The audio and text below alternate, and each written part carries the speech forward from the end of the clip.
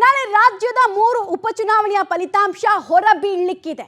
ಗೆಲುವು ಸೋಲಿನ ಮೇಲೆ ಕೆಲ ರಾಜಕಾರಣಿಗಳ ಪ್ರತಿಷ್ಠೆ ಕೂಡ ನಿಂತ್ಕೊಂಡಿದೆ. ಯಾರ ಪ್ರತಿಷ್ಠೆಗೆ ಪೆಟ್ಟು ಬೀಳುತ್ತೆ, ಯಾರ ಪ್ರತಿಷ್ಠೆಯನ್ನ ಎತ್ತಿ ಹಿಡಿಯುವಲ್ಲಿ ಮತದಾರರು ಯಶಸ್ವಿಯಾಗಿದ್ದಾರೆ, ವಿಧಾನಸಭೆಗೆ ಇವ್ರು ಹೋಗಬೇಕು ಅಂತ ಬಯಸ್ತಾ ಇರುವಂತಹ ಆ ಅಭ್ಯರ್ಥಿ ಯಾರು, 3 ಕ್ಷೇತ್ರ ಗೆಲ್ಲೋದ್ಯಾರು, ಸೋಲೋದ್ಯಾರು, ಸೋಲು ಗೆಲುವಿನ ಮತಗಣಿತ ಏನ್ ಹೇಳ್ತಾ ಇದೆ? ಅಭ್ಯರ್ಥಿಗಳಿಗೂ ಟೆನ್ಷನ್, ಕಾರ್ಯಕರ್ತರಿಗೂ ಟೆನ್ಷನ್. ಹೈ ವೋಲ್ಟೇಜ್ ಕಣ ಚನ್ನಪಟ್ಟಣದಲ್ಲಿ ಬೆಟ್ಟಿಂಗ್ ಅಂತೂ ಸಿಕ್ಕಾಪಟ್ಟೆ ಜೋರಾಗಿ ನಡೀತಾ ಇದೆ. ಜೆಡಿಎಸ್ ಹಾಗೂ ಕಾಂಗ್ರೆಸ್ ಕಾರ್ಯಕರ್ತರ ಲೆಕ್ಕಾಚಾರ ಏನು? ಯಾವ್ಯಾವ ಮಾನದಂಡದ ಮೇಲೆ ಅಭ್ಯರ್ಥಿಗಳ ಗೆಲುವು ನಿರ್ಧರಿತವಾಗುತ್ತೆ? ನಿಖಿಲ್ ಗೆಲುವು ಸಲೀಸ? ಕೈ ಅಭ್ಯರ್ಥಿ ಯೋಗೇಶ್ವರ್ ಪ್ರಬಲ ಪೈಪೋಟಿಯನ್ನ ಕೊಡ್ತಾರೆ. ಪಬ್ಲಿಕ್ ಟಿವಿಯಲ್ಲಿ ರಣಕಣದ ಲೆಕ್ಕಾಚಾರ ನಿಮ್ಮ ಮುಂದೆ ನಾವಿಡ್ತಾ ಇದ್ದೀವಿ. ಜೆಡಿಎಸ್ ನಾಯಕರು ಏನ್ ಲೆಕ್ಕಾಚಾರ ಹಾಕೊಂಡಿದ್ದಾರೆ, ಕಾಂಗ್ರೆಸ್ನವ್ರದ್ದು ಏನ್ ಲೆಕ್ಕಾಚಾರ, ಕಾರ್ಯಕರ್ತರದ್ದು ಏನು ಮನದ ಆಳ, ಎಲ್ಲವನ್ನ ಕೂಡ ನಾವು ಒಂದೊಂದಾಗಿ ಡೀಟೇಲ್ಸ್ ನೋಡೋಣ. ಗೆದ್ರೆ ಈ ಕಾರಣಗಳು ಗೆಲ್ತಾರೆ ಅಂತ ಪಟ್ಟಿಯನ್ನ ಮಾಡ್ಕೊಂಡು ಓಡಾಡ್ತಾ ಇದ್ದಾರೆ ಕಾರ್ಯಕರ್ತರು, ನಾಯಕರು. ಏನೇನ್ ಲೆಕ್ಕಾಚಾರಗಳು?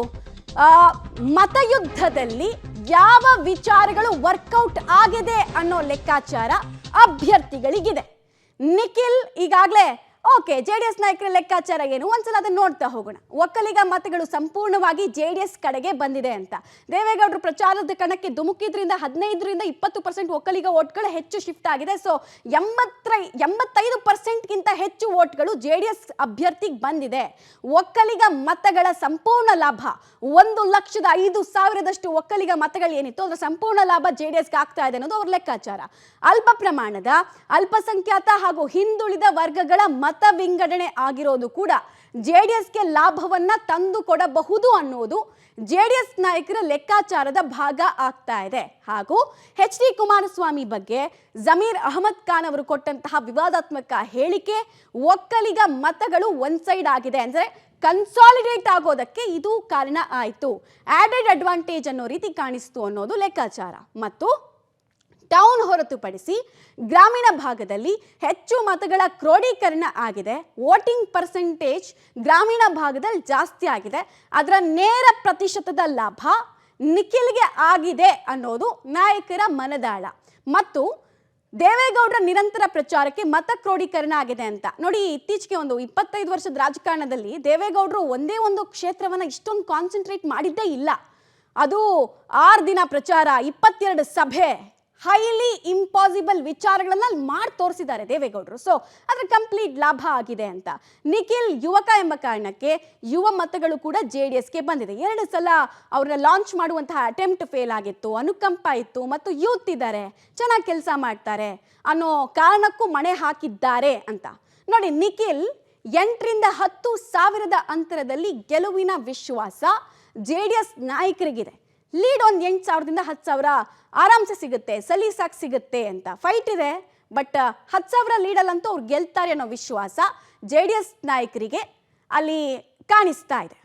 ಹಾಗಾದ್ರೆ ಜೆಡಿಎಸ್ ಕಾರ್ಯಕರ್ತರ ಲೆಕ್ಕಾಚಾರ ಏನು? ಕ್ಷೇತ್ರಕ್ಕೆ HDD ಮತ್ತು HDK ಅಭಿವೃದ್ಧಿ ಕೆಲಸ ಗೆಲುವನ್ನು ತಂದು ಕೊಡುತ್ತೆ. ಫೀಲ್ಡ್ನಲ್ಲಿ ಇವರು ವರ್ಕ್ ಮಾಡಿದ್ದಾರೆ, ಹಿಂಗಾಗಿ ಜನರನ್ನು ಮಾತಾಡಿಸಿದಾಗ ಅವರಿಗೆ ಇದೆರಡೂ ಕೂಡ ವರ್ಕ್ ಆಗಿದೆ ಅನ್ನೋ ಲೆಕ್ಕಾಚಾರ ಕಾರ್ಯಕರ್ತರಿಗೆ ವಿಶ್ವಾಸವನ್ನು ದುಪ್ಪಟ್ಟುಗೊಳಿಸ್ತಾ ಇದೆ. ಸೊ ಗೆಲುವಿನ ಫಾರ್ಮುಲಾ ನಮ್ದು ಇದಾಗಿರಬಹುದು, ಈ ಕಾರಣಕ್ಕೆ ಗೆಲುವು ಆಗುತ್ತೆ ಅಂತ ಕಾರ್ಯಕರ್ತರು ಖುಷಿಯಲ್ಲಿ ಹುಮ್ಮಸ್ಸಲ್ಲಿ ಕಾಣಿಸ್ಕೊಳ್ತಾ ಇದ್ದಾರೆ. ಸೊ ನಂಬರ್ 2, ನಿಖಿಲ್ 2 ಬಾರಿ ಸೋತಿರುವಂತಹ ಅನುಕಂಪ ಕೂಡ ವರ್ಕೌಟ್ ಆಗಿದೆ. ರಾಮನಗರ ಮತ್ತು ಮಂಡ್ಯದಲ್ಲಿ ಸೋಲಿನ ಕಹಿ ಇಲ್ಲಿ ಗೆಲುವಿನ ಸಿಹಿ ಮೂಲಕ ಅವರಿಗೆ ಮಾಯ ಆಗತ್ತೆ ಅನ್ನೋ ಲೆಕ್ಕಾಚಾರ. ಮತ್ತು HDD ಮತ್ತು HDK ಬಗ್ಗೆ ಕೈ ನಾಯಕರು ಕೊಟ್ಟಂತಹ ಲಘು ಹೇಳಿಕೆ, ಮೈಮರವಿನ ಹೇಳಿಕೆ ಜೆಡಿಎಸ್ಗೆ ಮತಗಳ ರೂಪದಲ್ಲಿ ಬಂದಿದೆ, ಲಾಭ ಆಗಿದೆ ಅನ್ನೋ ಲೆಕ್ಕಾಚಾರ ಕಾರ್ಯಕರ್ತರಿಗೆ ಇದೆ. ಮತ್ತು ಬಿಜೆಪಿ ನಾಯಕರ ಪ್ರಚಾರ ನಿಖಿಲ್ಗೆ ಸಮುದಾಯವಾರು ಮತ ಕ್ರೋಢೀಕರಣ ಮಾಡಿದೆ. ಒಂದು ಎಕ್ಸಾಂಪಲ್ ಅಂದ್ರೆ ಯದುವೀರ್ ಒಡೆಯರ್ ಅವ್ರು ಬಂದಿದ್ದು ನಿಮಗೆ ನೆನಪಿದೆ.